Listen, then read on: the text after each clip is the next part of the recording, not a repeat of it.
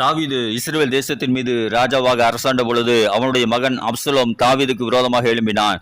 தாவீது அப்சலோமுக்கு பயந்து தன் முகத்தை மூடி வெறுங்காலால் நடந்து அழுது கொண்டு ஒலிவு மலைக்கு ஏறி போகையில் சவுல் ராஜாவின் உறவினரான சிமேயி என்பவன் தாவீதையும் அவனுடைய ஊழியக்காரர்களையும் தூஷித்து கல்லெறிந்து அவமானப்படுத்தினான்.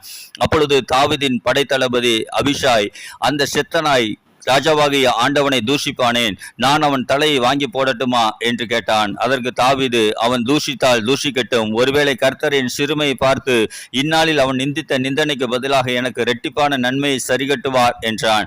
பின்பு தாவீதுக்கும் அப்சலோமுக்கும் யுத்தம் நடந்தது. அப்சலோம் கொல்லப்பட்டான். தாவீது மீண்டும் இஸ்ரவேல் தேசத்தின் மீது ராஜாவாக அபிஷேகம் பண்ணப்பட்டான். இதை கேள்விப்பட்ட சிமேயி தாவீதின் கால்களில் விழுந்து, நான் பாவம் செய்தேன், என்னை மன்னித்து விடும் என்று கெஞ்சி அழுதான். இன்றைக்கு நீங்களும் தாவீதை போல உங்கள் குடும்பத்தினரால், உங்கள் நண்பர்களால், உங்கள் உறவினர்களால், சமுதாயத்தினரால் தூஷிக்கப்பட்டும் நிந்திக்கப்பட்டும் அவமானப்படுத்தப்பட்டும் தலைகுனிந்து நிற்கலாம். கவலைப்படாதிருங்கள். நீங்கள் அவர்களுக்கு சரிக்கு சரி கட்டாமல் கர்த்தர் சமூகத்தில் பொறுமையோடு காத்திருங்கள். ஏற்ற வேலை வரும். உங்கள் வெட்கத்துக்கு பதிலாக இரட்டத்தனையான பலன் கர்த்தரிடத்திலிருந்து வரும். நீங்கள் வெட்கப்பட்ட இடத்திலே உங்களை கீர்த்தியும் புகழ்ச்சியுமாய் கர்த்தர் வைத்து ஆசீர்வதிப்பார். ஆமென்.